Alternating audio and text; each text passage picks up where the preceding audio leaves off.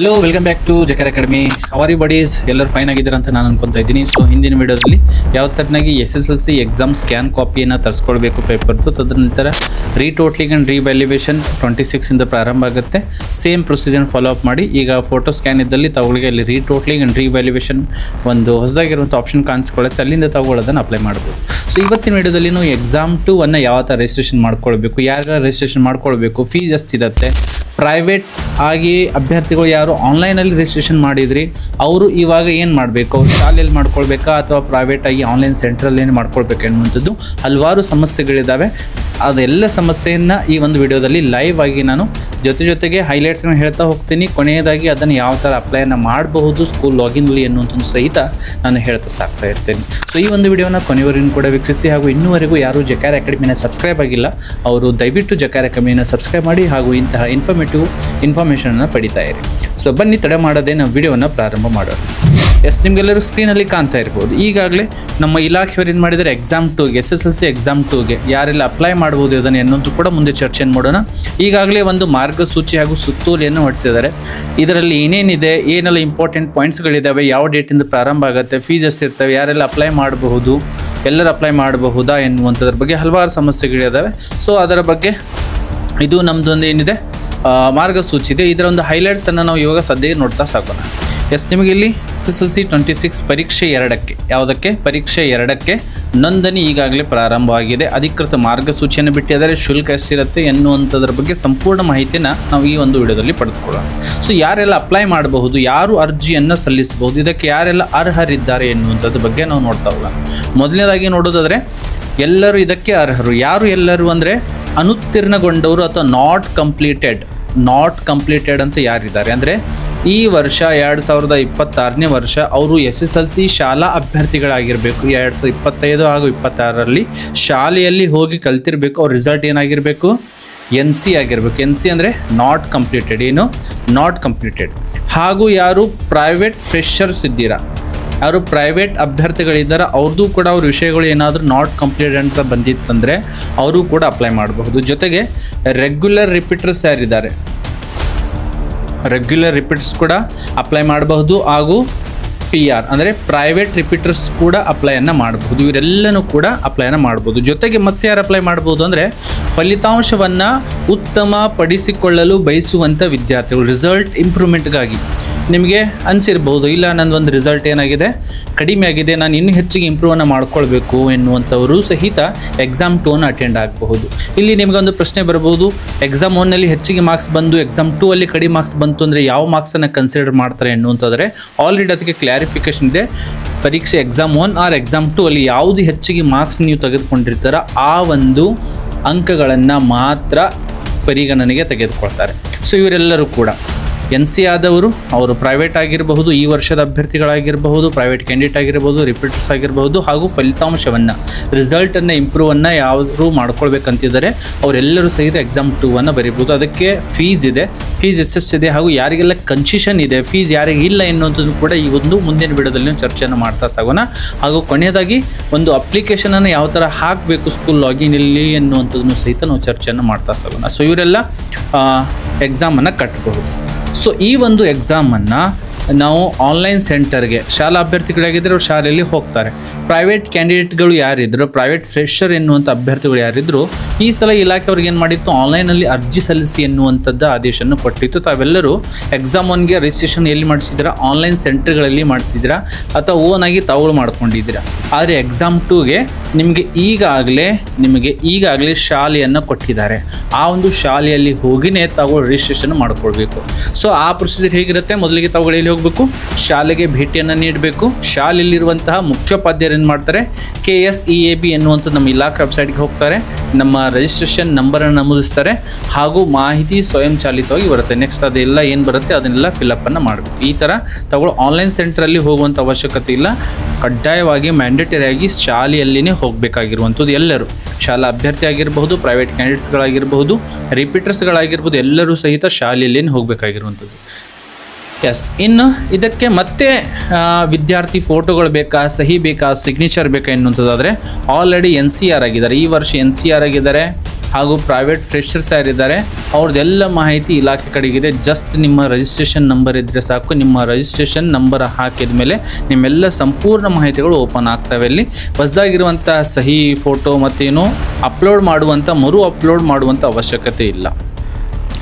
ಇನ್ನೊಂದು, ಪುನರಾವರ್ತಿತ ಅಭ್ಯರ್ಥಿಗಳಿಗೆ ವಿಷಯ ಬದಲಾವಣೆಗೆ ಅವಕಾಶವಿಲ್ಲ ಅಂತ ಕೊಟ್ಟಿದ್ದಾರೆ. ಯಾರು ರಿಪೀಟರ್ಸ್ ಇದ್ದಾರೆ, ಯಾವೆಲ್ಲ ವಿಷಯಗಳು ಫೇಲ್ ಆಗಿದ್ದಾರೆ ಅಷ್ಟೇ ಎಕ್ಸಾಮನ್ನು ತಗೊಳ್ಳಿ ಏನು ಮಾಡ್ಕೊಳ್ಬೋದು, ಎಕ್ಸಾಮ್ 2 ಅಲ್ಲಿ ಬರೀಬಹುದು. ನೀವು ಈ ಸಲ ರಿಸಲ್ಟನ್ನು ಇಂಪ್ರೂವ್ ಮಾಡ್ಕೊತೀನಿ, ನಾನು ಬೇರೆ ಸಬ್ಜೆಕ್ಟನ್ನು ಬರೀತೀನಿ ಅನ್ನುವಂಥದ್ದಾದರೆ ನಿಮಗೆ ಆ ಒಂದು ಅವಕಾಶಗಳು ಇಲ್ಲ. ಈ ಅವಕಾಶ ಯಾರಿಗಿದೆ, ಈ ಸಲ ಯಾರು ರೆಗ್ಯುಲರ್ ಸ್ಟೂಡೆಂಟ್ಸ್ ಇದ್ದಾರೆ, ಶಾಲಾ ಅಭ್ಯರ್ಥಿಗಳು ಯಾರಿದೆ ಅವರಿಗೆ ಮಾತ್ರ ರಿಸಲ್ಟ್ ಇಂಪ್ರೂವ್ಮೆಂಟಿಗೆ ಚಾನ್ಸಸ್ಗಳಿದ್ದಾವೆ. ಇನ್ನು ಬೇರೆ ಶಾಲೆಯ ಮೂಲಕ ಅರ್ಜಿ ಸಲ್ಲಿಸುವಂತಿಲ್ಲ. ನೋಡಿ, ನಾವು ಯಾವುದೋ ಒಂದು ಶಾಲೆಗೆ ಹೋಗಿ ಅಲ್ಲಿ ಅರ್ಜಿ ಸಲ್ಲಿಸಲಿಕ್ಕೆ ನಮಗೆ ಅವಕಾಶ ಇಲ್ಲ. ಕಡ್ಡಾಯವಾಗಿ ಯಾವೆಲ್ಲ ನಮಗೆ ಅಲೌಟೆಡ್ ಸ್ಕೂಲ್ಸ್ ಇದ್ದಾವೆ ಅಲ್ಲಿ ಹೋಗಿ ಅದನ್ನು ಅರ್ಜಿಯನ್ನು ಸಲ್ಲಿಸಬೇಕು.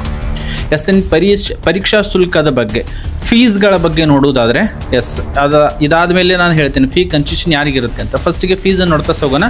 ಒಂದು ವಿಷಯಕ್ಕೆ ನೋಡಿ, ಒಂದು ವಿಷಯಕ್ಕೆ 448 ರೂಪಾಯಿಗಳು. ಎಷ್ಟು? ಒಂದೇ ವಿಷಯ ತಾವು ರಿಸಲ್ಟ್ ಇಂಪ್ರೂವ್ಮೆಂಟ್ ಮಾಡ್ಕೋಬೇಕು ಅಥವಾ ಒಂದೇ ವಿಷಯ ಎಕ್ಸಾಮ್ ಕೊಡಬೇಕಂದ್ರೆ 448 ರೂಪಾಯಿ. 2 ವಿಷಯಗಳಿದ್ದರೆ 559 ರೂಪಾಯಿ. ಹಾಗೂ 3 ಅಥವಾ 3ಕ್ಕಿಂತ ಹೆಚ್ಚಿಗೆ 3 ಕಟ್ಬೋದು, 4 ಕಟ್ಬೋದು, 5 ಅಥವಾ 6 ವಿಷಯಗಳು ಕಟ್ಬೋದು. ಅವರೆಲ್ಲರಿಗೂ ಕೂಡ 752 ಚಾರ್ಜಸ್ಗಳಿದಾವೆ, ಅದೆಲ್ಲವನ್ನು ಕಟ್ಟಬೇಕು. ಇನ್ನು ಯಾರಿಗೆ ಈ ಒಂದು ಫೀಸ್ ಅಪ್ಲಿಕೇಬಲ್ ಆಗೋದಿಲ್ಲ ಎನ್ನುವಂಥದ್ದು ಅದನ್ನು ಕೂಡ ನಾವು ನೋಡ್ತಾ ಹೋಗೋಣ. ಮೊದಲನೇದಾಗಿ ಪರೀಕ್ಷಾ ಶುಲ್ಕದಿಂದ ವಿನಾಯಿತಿ ಅಂದರೆ ಫ್ರೀ ಯಾರ್ಯಾರಿಗಿದೆ ಎನ್ನುವಂಥದ್ದು. ಮೊದಲನೇದಾಗಿ CWSN ಅಂದರೆ ವಿಶೇಷ ಸಾಮರ್ಥ್ಯವುಳ್ಳ ಅಭ್ಯರ್ಥಿಗಳು ಯಾರಿದ್ದಾರೆ, ಉದಾಹರಣೆಗಾಗಿ ಕಿವುಡರಾಗಿರ್ಬೋದು, ಕುಂಟರಾಗಿರ್ಬೋದು, ಅಂಥ ಮೂಕರಾಗಿರ್ಬೋದು, ಅಂಥ CWSN ವಿದ್ಯಾರ್ಥಿಗಳಿದ್ರೆ ಅವ್ರಿಗೆ ಫ್ರೀ ಇದೆ. ಜೊತೆಗೆ SC ಸ್ಟೂಡೆಂಟ್ ಹಾಗೂ ST ಸ್ಟೂಡೆಂಟ್, SC ಹಾಗೂ ST ಸ್ಟೂಡೆಂಟ್ಗೂ ಕೂಡ ಫ್ರೀ ಇದೆ. ಹಾಗೂ ಈ ವರ್ಷ ಯಾರು ಈ ವರ್ಷ CCE ಯಾರು ಫ್ರೆಷರ್ಸ್ ಯಾರಿದ್ದೀರಾ, CCE ಅಂದರೆ ಶಾಲಾ ಅಭ್ಯರ್ಥಿಗಳು ಯಾರಿದ್ದೀರಾ, 2026ರಲ್ಲಿ ಅವ್ರದ್ದು ಫಸ್ಟ್ ಎಕ್ಸಾಮ್ ಅಟೆಂಪ್ಟ್ ಇತ್ತು, ಅವರು ನೋಂದಣಿಯನ್ನು ಮಾಡ್ಕೊಂಡಿದ್ರು. ಆದರೂ ಸಹಿತ ಶಾಲಾ ಅಭ್ಯರ್ಥಿಗಳು ಫೇಲ್ ಆಗಿದ್ದರೆ NC ಅಂತ ಬಂದಿತ್ತು ಅಂದರೆ ಅಂಥ ವಿದ್ಯಾರ್ಥಿಗಳಿಗೂ ಕೂಡ ಈ ವರ್ಷ ಇರಬೇಕು. ರಿಪೀಟರ್ಸ್ಗೆ ಮತ್ತು ಪ್ರೈವೇಟ್ ಫ್ರೆಷರ್ಸ್ಗೆ ಇದು ಅಪ್ಲೈಕೇಬಲ್ ಆಗೋದಿಲ್ಲ. ಯಾರಿಗೆಲ್ಲ SC ST ಹಾಗೂ CWSN ಹಾಗೂ ಈ ವರ್ಷದ ಶಾಲಾ ಅಭ್ಯರ್ಥಿಗಳಿಗೆ ಮಾತ್ರ ಉಚಿತವಾಗಿದೆ. ಮಿಕ್ಕಿದವರೆಲ್ಲರಿಗೂ ಕೂಡ ಒಂದೊಂದು ವಿಷಯ ಎಷ್ಟಿದೆ ಅನ್ನುವಂಥದ್ದನ್ನು ಪ್ರೀವಿಯಸ್ ನಾವು ನೋಡ್ಕೊಂಡಿದ್ವಿ. ಅಲ್ಲಿ ಫೀಸನ್ನು ಕಲೆಕ್ಟನ್ನು ಮಾಡಿಕೊಂಡು ಆಮೇಲೆ ನಿಮ್ಮ ರಿಜಿಸ್ಟ್ರೇಷನ್ ಆಗುತ್ತೆ. ಹಾಗೂ ಇನ್ನೊಂದು ವಿಷಯ, ಈ ಬಾರಿ ಒಂದು ವಿಶೇಷ ಏನಿದೆ ಅಂದರೆ ನೋಡಿ, ತೃತೀಯ ಭಾಷೆ ಫಲಿತಾಂಶವನ್ನು ಉತ್ತಮಪಡಿಸಿಕೊಳ್ಳಲು ಯಾರು ಬಯಸ್ತಾ ಇದ್ದಾರೆ, ಯಾಕಂದರೆ ಗ್ರೇಡಿಂಗ್ ಸಿಸ್ಟಮನ್ನು ತೆಗೆದುಕೊಂಡು ಬರ್ತೀವಿ ಅಂತ ಅನೌನ್ಸ್ಮೆಂಟ್ ಮಾಡಿದರು. ಹಲವಾರು ಜನ ಏನು ಮಾಡಿದರು, ಇಲ್ಲ ನಾವು ಅಭ್ಯಾಸನ ಮಾಡಿಲ್ಲ ಗ್ರೇಡಿಂಗ್ ಸಿಸ್ಟಮ್ ಅನ್ನೋದರಿಂದ, ಅದಕ್ಕಾಗಿ ಇನ್ನೊಂದು ಫ್ರೀ ಆಗಿರುವಂಥ ಅವಕಾಶ ಯಾರು ಬೇಕಾದವರು ಸಹಿತ ಥರ್ಡ್ ಲ್ಯಾಂಗ್ವೇಜ್ ಯಾರು ಕಟ್ತಾ ಇದ್ದೀರಾ, ಥರ್ಡ್ ಲ್ಯಾಂಗ್ವೇಜ್ ಪರೀಕ್ಷೆಯನ್ನು ಬರೀತಾ ಇದ್ದೀರಿ ಅಂದರೆ ಪ್ರೈವೇಟ್ ಆಗಿರ್ಬೋದು, SC ST ಆಗಿರ್ಬೋದು, ರೆಗ್ಯುಲರ್ ಸ್ಟೂಡೆಂಟ್ಸ್ ಆಗಿರ್ಬೋದು, ರಿಪೀಟರ್ಸ್ ಆಗಿರ್ಬೋದು, ಥರ್ಡ್ ಲ್ಯಾಂಗ್ವೇಜ್ ಬರೀತಾ ಇದ್ದೀರಿ ಅಂದರೆ ನಿಮಗೆ ಅದಕ್ಕೆ ಯಾವುದೇ ತರನಾಗಿರ್ತಕ್ಕಂಥ ಫೀಸ್ ಕಟ್ಟುವಂಥ ಅವಶ್ಯಕತೆ ಇಲ್ಲ. ಈಗಲಾದರೂ ಇಲಾಖೆಗೆ ಒಂದು ಮಾಹಿತಿ ಹೋಗಿದೆ, ಏಕೆಂದರೆ ಹಲವಾರು ಜನ ವಿದ್ಯಾರ್ಥಿಗಳು ಇದಕ್ಕಾಗಿ ಪರದಾಡಿದ್ದಾರೆ. ಯಾಕಂದರೆ ಗ್ರೇಡಿಂಗ್ ಸಿಸ್ಟಮ್ ತೆಗೆದುಕೊಂಡು ಬರ್ತೀವಿ ಅಂತ ಅನೌನ್ಸ್ಮೆಂಟ್ ಮಾಡೋದರಿಂದ ಥರ್ಡ್ ಲ್ಯಾಂಗ್ವೇಜ್ಗೆ ಭಾಳಷ್ಟು ಇಂಪ್ಯಾಕ್ಟ್ ಆಗಿತ್ತು. ಇವರೆಲ್ಲರಿಗೂ ಕೂಡ ಫ್ರೀ ಇದೆ ಎನ್ನುವಂಥದ್ದನ್ನು ನಾವು ತಿಳ್ಕೊಂಡ್ವಿ. ಇಂಪಾರ್ಟೆಂಟ್ ಡೇಟ್ಗಳನ್ನು ನೋಡ್ತಾ ಸಾಗೋಣ. 24/4/2026 ಈಗಾಗಲೇ ಅರ್ಜಿಗಳು ಪ್ರಾರಂಭವಾಗಿದ್ದಾವೆ. ಕೊನೆಯ ದಿನಾಂಕ ಎಷ್ಟಿದೆ ಅಂದರೆ 34 ಇದೆ. ಎಷ್ಟಿದೆ? 30 ಆಫ್ ಏಪ್ರಿಲ್ಗೆ ಲಾಸ್ಟ್ ಡೇಟ್ ಇದೆ. ಸೊ ಅದಾದಮೇಲೆ ನೀವು ಇಷ್ಟೇ ಮಾಡಬೇಕು, ಹೋಗಿ ಅಪ್ಲಿಕೇಶನನ್ನು HM ಹತ್ರ ಹೋಗಿ ಸ್ಕೂಲಲ್ಲಿ ಹೋಗಿ ಅಪ್ಲಿಕೇಶನ್ ಸಲ್ಲಿಸಬೇಕು. HM ಆದವ್ರು ಏನು ಮಾಡ್ತಾರೆ, 2ನೇ ತಾರೀಕಿಂದ ಚಲನನ್ನು ಡೌನ್ಲೋಡ್ ಮಾಡ್ಕೋತಾರೆ. ಚಲನನ್ನು ಡೌನ್ಲೋಡ್ ಮಾಡಿಕೊಂಡು 2ನೇ ತಾರೀಕಿನಿಂದ ಹಿಡ್ಕೊಂಡು ಬ್ಯಾಂಕಿಗೆ 4ನೇ ತಾರೀಕುವರೆಗೂ ಅಂದರೆ 4th ಮೇವರೆಗೂ ಕೂಡ ಅವರಿಗೆ ಚಲನ್ ಕಟ್ಟೋದಕ್ಕೆ ಪ್ರಿಂಟನ್ನು ತೆಗೆದುಕೊಂಡು ಬ್ಯಾಂಕ್ನಲ್ಲಿ ಶುಲ್ಕ ಪಾವತಿಗೆ ಅವಕಾಶ ಇರ್ತದೆ. ಇದೆಲ್ಲ ಇಂಪಾರ್ಟೆಂಟ್ ಡೇಟ್ಗಳು. ಸೊ ಲಾಸ್ಟ್ 30 ಏಪ್ರಿಲ್ಗೆ ಕ್ಯಾಂಡಿಡೇಟ್ ಆದವ್ರು ನೆನಪಿಟ್ಕೊಳ್ಳಿ. ಇನ್ನು ಮರು ಮೌಲ್ಯಮಾಪನಕ್ಕೆ ಯಾರು ವಿದ್ಯಾರ್ಥಿಗಳು ಸಲ್ಲಿಸ್ತಾ ಇದ್ದೀರಾ, ಈಗಾಗಲೇ ಅವ್ರಿಗೂ ಕೂಡ 28ನಿಂದ ಪ್ರಾರಂಭ ಆಗ್ತವೆ. 28 ಏಪ್ರಿಲಿಂದ ಪ್ರಾರಂಭ ಆಗ್ತವೆ. ಯಾರೆಲ್ಲ ಸ್ಕ್ಯಾನ್ ಕಾಪಿ ತರಿಸ್ಕೊಂಡಿದ್ದಾರೆ ಅದನ್ನು ಒಂದ್ಸಲ ವೆರಿಫೈ ಮಾಡಿಕೊಂಡು ರೀಟೋಟ್ಲಿಂಗ್ ಆಗಿರ್ಬೋದು ಅಥವಾ ರಿವ್ಯಾಲ್ಯೂಯೇಷನ್ ಆಗಿರ್ಬೋದು, ಅವರೆಲ್ಲರೂ ಕೂಡ 28 ಏಪ್ರಿಲಿಂದ ಅರ್ಜಿಯನ್ನು ಸಲ್ಲಿಸಬಹುದು. ವಿದಿನ್ ಡೇಟ್ ಒಳಗಡೆ ತಾವು ಅರ್ಜಿಯನ್ನು ಸಲ್ಲಿಸಬೇಕಾಗಿರುವಂಥದ್ದು. ಇಲ್ಲಿ ಸಹಾಯವಾಣಿಯನ್ನು ಕೂಡ ಕೊಟ್ಟಿದ್ದಾರೆ. ಮತ್ತೆ ಏನಾದರೂ ಬೇಕಿದ್ದರೆ ಇದು ಸಹಾಯವಾಣಿ ಇದೆ. ಪರೀಕ್ಷಾ ವೇಳಾಪಟ್ಟಿ ಈಗಾಗಲೇ May 18 ಪ್ರಾರಂಭ ಆಗ್ತಾ ಇದೆ. May 18 ಇದು ಏನಾಗ್ತಾ ಇದೆ, ಪ್ರಾರಂಭ ಆಗ್ತಾ ಇದೆ. ಇನ್ನೊಂದು ವಿಶೇಷವಾಗಿರುವಂಥದ್ದು, ಯಾರು ಎಕ್ಸಾಮ್ 1ಗೆ ಇನ್ನೊಂದು ಮಾಹಿತಿ ಜೊತೆಗೆ ಹೇಳ್ತಾ ಹೋಗ್ತೀನಿ. ಹಾಜರಾತಿ ಕೊರತೆಯಿಂದ ಫಸ್ಟ್ ಎಕ್ಸಾಮ್ಗೆ ತಗೊಳ್ಳೋ ಗೊತ್ತಿಲ್ಲ ಅಂದರೆ ಎರಡನೇ ಎಕ್ಸಾಮ್ಗೆ ಕೊಡೋದಕ್ಕೆ ಒಂದು ಸುವರ್ಣ ಅವಕಾಶ ಇದೆ. ಫಸ್ಟ್ ಎಕ್ಸಾಮ್ಗೆ ಶಾರ್ಟೇಜ್ ಆಫ್ ಅಟೆಂಡೆನ್ಸ್ ನಿಮಗೆಲ್ಲರೂ ಗೊತ್ತಿರುವಂತೆ ಬಿಲೋ 75% ಯಾರ್ದಿತ್ತು ಅವ್ರಿಗೆ ರಿಜಿಸ್ಟ್ರೇಷನ್ ಆಗಿಲ್ಲ, ಅವ್ರಿಗೆ ಹಾಲ್ ಟಿಕೆಟ್ ಬಂದಿಲ್ಲ, ಅವ್ರ ಎಕ್ಸಾಮನ್ನು ಕಟ್ಸ್ಕೊಂಡಿಲ್ಲ, ಅವರು ಕೂಡ ಎಕ್ಸಾಮ್ 2 ಕಡ್ಡಾಯವಾಗಿ ಹಾಜರಾತಿ ಎನ್ನುವಂಥದ್ದನ್ನು ಮಾಡಿತ್ತು. ಸೊ ಆ ಒಂದು ಹಾಜರಾತಿ ಕೊರತೆ ಯಾರಿದೆ ಅವರು ಕೂಡ ಎಕ್ಸಾಮ್ ಸೆಕೆಂಡನ್ನು ಅಪ್ಲೈ ಮಾಡುವುದು ಅವ್ರದ್ದೇ ಆಗಿರತಕ್ಕಂಥ ಶಾಲಾ ಲಾಗಿನಲ್ಲಿ, ಅದನ್ನು ಕೂಡ ನಾನು ತೋರಿಸ್ತೀನಿ. ಅವರು ಈ ಒಂದು ಅವಕಾಶವನ್ನು ಸದ್ಬಳಕೆಯನ್ನು ಮಾಡ್ಕೊಂಡು ಇನ್ನೊಂದು ಅವಕಾಶನ ಪಡ್ಕೊಳ್ಬಹುದು. ಅವರಿಗೆ ಮ್ಯಾಂಡೇಟರಿ ಏನೇನು ರೂಲ್ಸ್ ಇದಾವೆ ಅಂದರೆ 15 ವರ್ಷ ಕಂಪ್ಲೀಟ್ ಆಗಿರಬೇಕು ಹಾಗೂ ಪರೀಕ್ಷೆ 1ಕ್ಕೆ ನೋಂದಣಿ ಆಗಿರಬೇಕು. ಪರೀಕ್ಷೆ 1ಕ್ಕೆ ನೋಂದಣಿ ಆಗಿರ್ತಾರೆ. ಆದರೆ ಇಂಟರ್ನಲ್ ಮಾರ್ಕ್ಸ್ ಹಾಕುವಾಗ ಶಾಲಾ ಅಭ್ಯರ್ಥಿಗಳಿಗೆ ಮಾತ್ರ ಇದು. ಇಂಟರ್ನಲ್ ಹಾಕುವಾಗ ಶಾರ್ಟೇಜ್ ಆಫ್ ಅಟೆಂಡೆನ್ಸಿಂದ ಅವ್ರಿಗೆ ಏನು ಮಾಡಿರ್ತಾರೆ, ಶಾರ್ಟೇಜ್ ಆಫ್ ಅಟೆಂಡೆನ್ಸ್ ಅಂತ ತೋರಿಸಿರ್ತಾರೆ, ಬಿಲೋ 75 ಅಂತ ತೋರಿಸಿರ್ತಾರೆ, ಅವರು ಬರೀಬೇಕು. ಸೊ ಇವ್ರಿಗೇನಾಗುತ್ತೆ, ಇವರೆಲ್ಲ ಹೊಸ ಅಭ್ಯರ್ಥಿಗಳಂತ ಕನ್ಸಿಡರ್ ಆಗ್ತಾರೆ. ಎಲ್ಲ 6 ವಿಷಯಗಳನ್ನು ಬರೀಬೇಕಾಗಿರುವಂಥದ್ದು ಹಾಗೂ ಸತತವಾಗಿ 6 ಪ್ರಯತ್ನಗಳು ಇವರಿಗೆ ಕೂಡ ಸೇಮ್ ಆ್ಯಸ್ ಯೂಶುವಲ್ ರೆಗ್ಯುಲರ್ ಸ್ಟೂಡೆಂಟಿಗೆ ಯಾವ ಥರ ಇರ್ತದೆ 6 ಚಾನ್ಸ್ಗಳಲ್ಲಿ ಅವರು ಕ್ಲಿಯರನ್ನು ಮಾಡ್ಕೊಳ್ಬೇಕಾಗಿರುವಂಥ ಶುಲ್ಕ ಇದೆ. ಇದಕ್ಕೆ ಎಷ್ಟಿದೆ, 248 ರೂಪಾಯಿ. ಯಾರಿಗೆ, ಪ್ರತಿಯೊಬ್ಬರಿಗೂ ಕೂಡ 248 ರೂಪಾಯಿಗಳನ್ನ ಕಟ್ಟಿ ಎಕ್ಸಾಮ್ 2 ಯಾರು ಶಾರ್ಟೇಜ್ ಆಫ್ ಅಟೆಂಡೆನ್ಸ್ ಇದ್ದೀರಾ ಅವರೆಲ್ಲರೂ ಕೂಡ ಕಟ್ಕೊಳ್ಬಹುದು. ಈಗಾಗಲೇ ಪ್ರಾರಂಭ ಆಗಿದೆ 24ರಿಂದ 30 ಏಪ್ರಿಲ್ವರೆಗೆ ಇದೆ. ಚಲನ ಡೌನ್ಲೋಡ್ ಮಾಡಿಕೊಂಡು ಬ್ಯಾಂಕಿಗೆ ಕಟ್ಟೋದಕ್ಕೆ ಇದು HM ಕೆಲಸ ಆಗಿರುತ್ತೆ. 4th ಮೇವರೆಗೂ ಕೂಡ ಅವಕಾಶ ಸಲ್ಲಿಸಿದ್ದಾರೆ. SLಗೆ ಹೋಗಬೇಕು, ಶಾಲಾ ಲಾಗಿನ್ಗೆ ಹೋಗಬೇಕು, ರಿಜಿಸ್ಟ್ರೇಷನ್ ಮಾಡ್ಕೋಬೇಕು. ಪ್ರೈವೇಟ್ ಫ್ರೆಷರ್ ಎನ್ನುವಂಥ ಮೆನಿದೆ, ಅಲ್ಲಿಗೆ ಹೋಗಬೇಕು ಹಾಗೂ ಆನ್ಲೈನ್ ಚಲನನ್ನು ಡೌನ್ಲೋಡ್ ಮಾಡಿಕೊಂಡು ಅದನ್ನು ಯಾರು ಕಟ್ತಾರೆ, ಸ್ಕೂಲ್ HMಸ್ಗಳು ಕಟ್ತಾರೆ. ಸೊ ಇದಕ್ಕೆ ನಮ್ಮ ಗೂಗಲಲ್ಲಿ ಹೋಗಬೇಕು. ನಮ್ಮ ಗೂಗಲಲ್ಲಿ ಹೋದ್ಮೇಲೆ ಸ್ಕೂಲ್ ಲಾಗಿನಲ್ಲಿ ನಾವು ಹೋಗಬೇಕಾಗಿರೋಂಥದ್ದು ಇದು ವಿದ್ಯಾರ್ಥಿಗಳ ಹತ್ತಿರ ಇರೋದಿಲ್ಲ, ಸ್ಕೂಲ್ HMಗಳ ಕಡೆಗೆ ಇರ್ತದೆ. ಸ್ಕೂಲ್ ಲಾಗಿನ್ ಬರುತ್ತೆ. ಸ್ಕೂಲ್ ಲಾಗಿನಲ್ಲಿ ನಮ್ಮ ಯೂಸರ್ ನೇಮ್ ಪಾಸ್ವರ್ಡ್ ಆಲ್ರೆಡಿ ಆಯಾ ಹೆಡ್ ಮಾಸ್ಟರ್ಗೆ ಗೊತ್ತಿರುತ್ತೆ, ಅವರು ಅದನ್ನು ಓಪನ್ ಮಾಡ್ಕೊತಾರೆ. ಇರುವಂಥ ಕ್ಯಾಪ್ಚಾವನ್ನು ಎಂಟ್ರಿ ಮಾಡಿಕೊಂಡು ಸಬ್ಮಿಟ್ ಮೇಲೆ ಕ್ಲಿಕ್ಕನ್ನು ಮಾಡಿದರೆ ಇಂಟರ್ಫೇಸ್ ಓಪನ್ ಆಗುತ್ತೆ. ಇಲ್ಲಿ ನೋಡಿ SSLC ಎಕ್ಸಾಮ್ 2 ರಿಜಿಸ್ಟ್ರೇಷನ್ ಎನ್ನುವಂಥ ಒಂದು ಹೊಸ ಟ್ಯಾಬನ್ನು ಕೊಟ್ಟಿದ್ದಾರೆ. ಸೊ ಅದರ ಮೇಲೆ ಕರ್ಸರ್ ಕಡೆಗೆ ಗಮನ ಇರಲಿ. ಅದರ ಮೇಲೆ ಕ್ಲಿಕ್ಕನ್ನು ಮಾಡಿದರೆ ಇಲ್ಲಿ ಕೊಟ್ಟಿದ್ದಾರೆ, 3 ಆಪ್ಷನ್ಗಳನ್ನು ಕೊಟ್ಟಿದ್ದಾರೆ. 3 ಆಪ್ಷನ್ಗಳು ಕೊಟ್ಟಿದ್ದಾರೆ. ಒಂದು CCERF improvement RR PR registration ಅಂತ ಇದೆ. ಫಸ್ಟ್ ಟ್ಯಾಬ್ ಯಾರಿಗಿದೆ ಅಂದರೆ ಈ ವರ್ಷ ಶಾಲಾ ಅಭ್ಯರ್ಥಿಗಳು ಯಾರು NC ಆಗಿದ್ದಾರೆ ಅಥವಾ ಯಾರು ರಿಸಲ್ಟನ್ನು ಇಂಪ್ರೂವ್ಮೆಂಟ್ ಮಾಡ್ಕೋಬೇಕಂತಿದ್ದಾರೆ ಅವರಿಗಿದೆ. ಜೊತೆಗೆ ರೆಗ್ಯುಲರ್ ರಿಪೀಟರ್ಸ್ ಯಾರಿದ್ದಾರೆ, ಹೋದ ವರ್ಷ ಫೇಲ್ ಆದವರು ಅದು ಯಾರಿದ್ದಾರೆ ಶಾಲಾ ಅಭ್ಯರ್ಥಿಗಳು ಅವರಿಗಿದೆ. ತದನಂತರ ಪ್ರೈವೇಟ್ ಫ್ರೆಷರ್ಸ್ ಯಾರಿದ್ದಾರೆ, ಈ ವರ್ಷ ಪ್ರೈವೇಟಾಗಿ ಎಕ್ಸಾಮನ್ನು ಕಟ್ಕೊಂಡು ಯಾರು NC ಆಗಿದ್ದಾರೆ ಅಂಥ ವಿದ್ಯಾರ್ಥಿಗಳಿಗಾಗಿ ಇದರ ಒಂದು ಲಿಂಕನ್ನು ಇಲ್ಲಿ ಕೊಟ್ಟಿದ್ದಾರೆ. ಕೆಳಗಡೆ shortage of attendance new PF ಅಂತ ಇದೆ. ಸೊ ಯಾರು ಬಿಲೋ 75% ಎಕ್ಸಾಮಿನೇಷನ್ 1ಗೆ ರಿಜಿಸ್ಟ್ರೇಷನ್ ಆಗಿ ಇಂಟರ್ನಲ್ ಮಾರ್ಕ್ಸ್ ಹಾಕುವಾಗ ಶಾಲೆಯಲ್ಲಿ ನಿಮ್ಮ ಹಾಜರಾತಿ ಕೊರತೆಯಿಂದ ಬಿಲೋ 75 ಅಂತ ಯಾರು ತೋರಿಸಿದ್ದೀರಿ ಅವರಿಗೆ ಎಕ್ಸಾಮನ್ನು ಕೊಡೋದಕ್ಕೆ ಅವರಿಗೆ ಅವಕಾಶ ಇರಲಿಲ್ಲ. ಹಾಗಾಗಿ ಇಲಾಖೆ ಇವರಿಗೆ ಆಗಿರ್ತಕ್ಕಂಥ ಎಕ್ಸಾಮ್ 2ಗೆ ಯಾರು ಬಿಲೋ 75 ಇದ್ದರೂ ಸಹಿತ ಎಕ್ಸಾಮ್ 2ಗೆ ಅವರು ಕೊಡುವಂಥ ಚಾನ್ಸಸ್ ಇದೆ.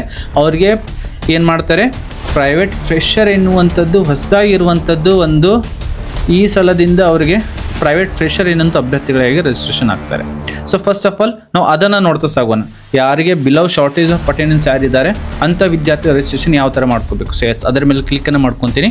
ಸೆಲೆಕ್ಟ್ ಸ್ಯಾಡ್ಸ್ ನಂಬರ್ ಅಂತ ಇದೆ. ಸೊ ನಿಮ್ಮ ಶಾಲೆಯಲ್ಲಿ ಅಂತ ಯಾರಾದರೂ ಶಾಲಾ ಅಭ್ಯರ್ಥಿಗಳಿದ್ದರೆ ಬಿಲೋ 75 ಅಂತ ಯಾರಿಗಾದರೂ ನೀವು ಮಾರ್ಕನ್ನು ಮಾಡಿದರೆ ಅಂಥ ವಿದ್ಯಾರ್ಥಿಗಳ ಮಾಹಿತಿಯಲ್ಲಿ ತೆಗೆದುಕೊಳ್ಳುತ್ತೆ. ನೋಡಿರಿ, ಫಾರ್ ಎಕ್ಸಾಂಪಲ್ ನಾನಿಲ್ಲಿ ಸೆಲೆಕ್ಟ್ ಮಾಡ್ತೀನಿ, ಇಲ್ಲಿ ಒಬ್ಬ ವಿದ್ಯಾರ್ಥಿ ಹೆಸರು ಬರ್ತಾ ಇದೆ. ಸೊ ಅದರ ಮೇಲೆ ಯಾರೆಲ್ಲರಿಗೆ ನೀವು ಬಿಲೋ 75 ಅಂತ ಕ್ಲಿಕ್ ಮಾಡಿರ್ತೀರಾ ಅವ್ರದ್ದೆಲ್ಲ ಹೆಸರನ್ನು ಹಾಗೆ ಇಲ್ಲಿ ತೋರಿಸುತ್ತೆ. ಸೊ ಅದರ ಮೇಲೆ ಕ್ಲಿಕ್ಕನ್ನು ಮಾಡಿದಾಗ ವ್ಯೂ ಮೇಲೆ ನಾವು ಕ್ಲಿಕ್ಕನ್ನು ಮಾಡಬೇಕಾಗತ್ತೆ. ನೋಡಿ, ಇಲ್ಲಿ ರಿಜಿಸ್ಟ್ರೇಷನ್ ಫಾರ್ SSLC 2026 ಎಕ್ಸಾಮ್ 1 ಎನ್ನುವಂಥದ್ದಿದೆ. ಅದರ ಜೊತೆಗೆ 248 ರೂಪಾಯಿ ಅಮೌಂಟನ್ನು ಅವರು ಕಟ್ಟಬೇಕಾಗಿರುವಂಥ ರಿಜಿಸ್ಟರ್ ಫಾರ್ SSLC ಎಕ್ಸಾಮ್ 2 ಅಂತ ಅದರ ಮೇಲೆ ಕ್ಲಿಕ್ಕನ್ನು ಮಾಡಿದರೆ ಸಂಪೂರ್ಣವಾಗಿರುವಂತಹ ಎಲ್ಲ ಮಾಹಿತಿಗಳು ಇಲ್ಲಿ ತೆಗೆದುಕೊಳ್ತವೆ. ಸೊ ಅದನ್ನು ವಿದ್ಯಾರ್ಥಿಗಳು ಕೇಳಿಕೊಂಡು ರಿಜಿಸ್ಟ್ರೇಷನ್ ಮಾಡ್ಕೊಳ್ಬೋದು. ಜೊತೆಗೆ ಇನ್ನೊಂದು ಯಾರು ಈ ವರ್ಷ ವಿದ್ಯಾರ್ಥಿಗಳು ಯಾರಿದ್ದಾರೆ, CCERF ಇಂಪ್ರೂವ್ಮೆಂಟ್ ಮಾಡ್ಕೊಳ್ಳೋರು ಯಾರಿದ್ದೀರಾ ಹಾಗೂ NC ಅಭ್ಯರ್ಥಿಗಳು ಯಾರಿದ್ದೀರಾ, ಪ್ರೈವೇಟ್ ಫ್ರೆಷರ್ಸ್ ಯಾರಿದ್ದೀರಾ ಹಾಗೂ ರೆಗ್ಯುಲರ್ ರಿಪೀಟರ್ ಯಾರಿದ್ದೀರಾ ಅವರೆಲ್ಲರಿಗೂ ಕೂಡ ಫಸ್ಟ್ ಟ್ಯಾಬಲ್ಲಿ ಹೋಗಬೇಕಾಗಿರುವಂಥದ್ದು. ಇಲ್ಲಿ ಹೋದ್ಮೇಲೆ ನೋಡ್ಬೋದು ಎಂಟರ್ ರಿಜಿಸ್ಟ್ರೇಷನ್ ನಂಬರ್ ಅಂತ ಇದೆ.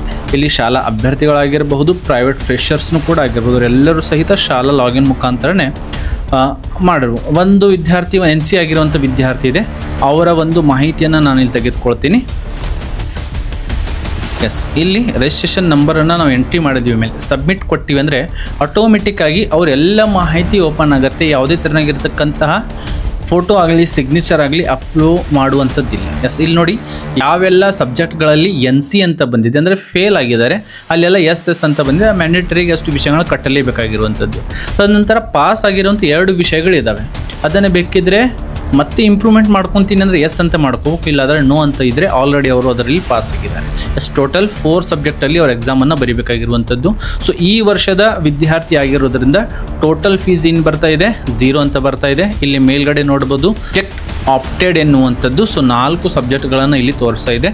ವಿದ್ಯಾರ್ಥಿ ಫೋಟೋ ಬರುತ್ತೆ, ತದನಂತರ ಅವ್ರ ಸಹಿ ಬರುತ್ತೆ, ತದನಂತರ ಸೇವ್ ಡೀಟೇಲ್ಸ್ ಮೇಲೆ ಹೋದರೆ ಸೇವ್ ಡೀಟೇಲ್ಸನ್ನು ಮಾಡಿಕೊಂಡು ಈ ಥರ ರಿಜಿಸ್ಟ್ರೇಷನ್ ಮಾಡ್ಕೊಳ್ಬೋದು. ಎಸ್, ಇನ್ನು ರೆಗ್ಯುಲರ್ ರಿಪೀಟರ್ ಯಾರಿದ್ದಾರೆ ಅಥವಾ ಪ್ರೈವೇಟ್ ಫ್ರೆಷರ್ ಯಾರಿದ್ದಾರೆ ಅವ್ರ ರಿಜಿಸ್ಟ್ರೇಷನ್ ಯಾವ ಥರ ಮಾಡ್ಕೋಬೇಕು? ಫಸ್ಟಿಗೆ ನಮಗೆ ಬೇಕಾಗಿರುವಂಥದ್ದು ಅವ್ರದ್ದು ಕೂಡ ನಮಗೆ ಏನು ಬೇಕು, ಹಾಲ್ ಟಿಕೆಟ್ ನಂಬರ್ ಬೇಕಾಗಿರುವಂಥದ್ದು. ಈ ನಂಬರ್ ಏನಿದೆ ರೆಗ್ಯುಲರ್ RR ಇರುವಂಥ ವಿದ್ಯಾರ್ಥಿ ಅಂದರೆ ಹೋದ ವರ್ಷ NC ಆಗಿರುವಂಥ ವಿದ್ಯಾರ್ಥಿ ಇದೆ. ಸೊ ಅದನ್ನು ಕ್ಲಿಕ್ಕನ್ನು ಮಾಡಿಕೊಂಡ್ರೆ ನೋಡಿ ಅದು ಕೂಡ ಇಲ್ಲಿ ಬರುತ್ತೆ. ಸೊ ಇಲ್ಲಿ ಬಂದ ಮೇಲೆ SC ST ವಿದ್ಯಾರ್ಥಿಗಳಿದ್ದರೆ ಅವ್ರಿಗೆ ಏನಾಗುತ್ತೆ, ಫ್ರೀ ಆಗುತ್ತೆ. ಸೊ ಇಲ್ಲಿ ನಾವು ಕಾಸನ್ನು ನೋಡಿದರೆ ಅವರು ಆ ಒಂದು ವಿನಾಯಿತಿಯನ್ನು ಪಡೆದುಕೊಂಡಿದ್ದಾರೆ. ಹಾಗಾಗಿ ಎಷ್ಟು ಇನ್ನು 4 ಸಬ್ಜೆಕ್ಟ್ಗಳಲ್ಲಿ ಪಾಸ್ ಆಗಬೇಕು. 4 ಎಸ್ ಅಂತ ಬರ್ತದೆ. ಟೋಟಲ್ ಫೀಸ್ 0 ಇದೆ. ಕ್ಯಾಂಡಿಡೇಟ್ ಮೊಬೈಲ್ ನಂಬರ್ ಕೇಳುತ್ತೆ, ಜಸ್ಟ್ ಅಪ್ಡೇಟ್ ಮಾಡಬೇಕು. ಈ ವರ್ಷ ಯಾವ ಚಾಲ್ತಿಯಲ್ಲಿ ಮೊಬೈಲ್ ನಂಬರ್ ಇದೆ ಅದನ್ನು ಇಲ್ಲಿ ಎಂಟ್ರಿ ಮಾಡಿಕೊಂಡು ಸೇವ್ ಡೀಟೇಲ್ಸ್ ಅಂದರೆ ಎಸ್ ಆ ಥರ ಸೇವ್ ಆಗಿ ರಿಜಿಸ್ಟ್ರೇಷನ್ ಆಗಬಹುದು. ಇಲ್ಲಿ ಒಂದು ಪ್ರೈವೇಟ್ ಫ್ರೆಷರ್ ಇದೆ ಅಂದರೆ ಈ ವರ್ಷ ಪ್ರೈವೇಟ್ ಆಗಿ ಬಾಹ್ಯ ಅಭ್ಯರ್ಥಿಯಾಗಿ ಅವರು ಎಕ್ಸಾಮನ್ನು ಕಟ್ಟಿದ್ರು. ಅವ್ರನ್ನೂ ಕೂಡ ನಾವು ಇಲ್ಲಿ SSLC ಎಕ್ಸಾಮ್ 2 ರಿಜಿಸ್ಟ್ರೇಷನಲ್ಲಿ ಹೋಗಿ ರಿಸಲ್ಟ್ ಇಂಪ್ರೂವ್ಮೆಂಟ್ RR PR ಅದರ ಮೇಲೆ ಕ್ಲಿಕ್ ಮಾಡಬೇಕು. ಅವ್ರು ಸಂಬಂಧಿಸಿರುವಂಥ ರಿಜಿಸ್ಟ್ರೇಷನ್ ನಂಬರನ್ನು ಹಾಕಬೇಕು. ಸಬ್ಮಿಟ್ ಮೇಲೆ ಕೊಟ್ಟರೆ ಅವ್ರದ್ದೆಲ್ಲ ಮಾಹಿತಿ ಇಲ್ಲಿ ತೆರೆದುಕೊಳ್ಳುತ್ತೆ. ಎಸ್, 6 ವಿಷಯಗಳಲ್ಲಿ ಪ್ರೈವೇಟ್ ಅಭ್ಯರ್ಥಿ ಫೇಲ್ ಆಗಿದ್ದಾರೆ. ಹಾಗಾಗಿ ಇವರು 6 ವಿಷಯಗಳನ್ನ ಕಟ್ಟಬೇಕಾಗಿರುವಂಥದ್ದು. ಸೊ ಇಲ್ಲಿನೂ ಕೂಡ ಕಾಸ್ಟ್ SC ST ಫ್ರೀ ಅಂತ ಹೇಳಿದ್ದೆ ನಾನು. ಸೊ ಹಾಗಾಗಿ ಕಾಸ್ಟ್ ಬೇಸಿಸ್ ಮೇಲೆ ಅವ್ರಿಗೆ ಏನಾಗ್ತಾ ಇದೆ, ಫ್ರೀ ಸಿಗ್ತಾ ಇದೆ. 6 ಸಬ್ಜೆಕ್ಟ್ಗಳು ಫೀಸ್ ಇಲ್ಲಿ ಏನಿದೆ 0 ಇದೆ. By chance other than SC ST and ಈ ವರ್ಷದ ಶಾಲಾ ಅಭ್ಯರ್ಥಿಗಳನ್ನು ಬಿಟ್ಟು ಬೇರೆ ಯಾರಾದರೂ ಪ್ರೈವೇಟ್ ಕ್ಯಾಂಡಿಡೇಟ್ಗಳಾಗಿದ್ದರೆ ಅದರ್ ಕ್ಯಾಟಗರಿ ಯಾರಾದರೂ ಈಗಿದ್ದರೆ ಅವರಿಗೆ ಫೀಸ್ ಇರುತ್ತೆ. ಆಲ್ರೆಡಿ ನಾನು ಅದ್ರ ಬಗ್ಗೆ ಚರ್ಚೆಯನ್ನು ಮಾಡಿದ್ದೀನಿ. ಎಸ್, ಫೋಟೋ ಸಿಗ್ನೇಚರ್ ಎಲ್ಲನೂ ಕೂಡ ಇದೆ. ಸೇವ್ ಡೀಟೇಲ್ಸ್ ಮೇಲೆ ಹೋದರೆ ಆ ಥರ ರಿಜಿಸ್ಟ್ರೇಷನ್ ಮಾಡ್ಕೊಳ್ಬೋದು. ಯಾರಿಗೆಲ್ಲ ರಿಜಿಸ್ಟ್ರೇಷನ್ ಮಾಡಿದ್ದೀರಾ ನಾಮಿನಲ್ ರೋಲಲ್ಲಿ ಹೋಗಿ ಎಲ್ಲ ಮಾಹಿತಿಯನ್ನು ಪಡೆದುಕೊಳ್ಬೋದು. ಸೊ ಆಲ್ರೆಡಿ ನಮ್ಮದು ಯಾವುದೂ ಇಲ್ಲ, ಇಲ್ಲೆಲ್ಲ ಮಾಹಿತಿ ಬರುತ್ತೆ. ಎಕ್ಸ್ಪರ್ಟ್ PDF ಅಂದರೆ ಆ ಒಂದು ಯಾರೆಲ್ಲ ರಿಜಿಸ್ಟ್ರೇಷನ್ ಎಕ್ಸಾಮ್ 2 ಆಗಿದ್ದಾರೆ ಅವ್ರದ್ದೆಲ್ಲ ಮಾಹಿತಿ PDF ರೂಪದಲ್ಲಿ ಅದನ್ನು ನಾವು ಪಡ್ಕೊಳ್ಬಹುದು. ಸೊ ಇದಕ್ಕೆ ಸಂಬಂಧಿಸಿದಂತೆ ಮತ್ತೆ ಏನಾದರೂ ಕ್ಯೂರೀಸ್ಗಳಿದ್ದರೆ ಕಮೆಂಟ್ ಬಾಕ್ಸ್ ನಿಮಗಾಗಿ ಖಾಲಿ ಇದೆ, ಅಲ್ಲಿ ತಾವು ಕಮೆಂಟನ್ನು ಮಾಡಬಹುದು. I hope this video is useful for you. Is any queries please contact and comment below. So ಮತ್ತೆ ನಾವು ಭೇಟಿಯಾಗೋಣ ಮುಂದಿನ ವಿಡಿಯೋದಲ್ಲಿ. ಜೈ ಹಿಂದ್.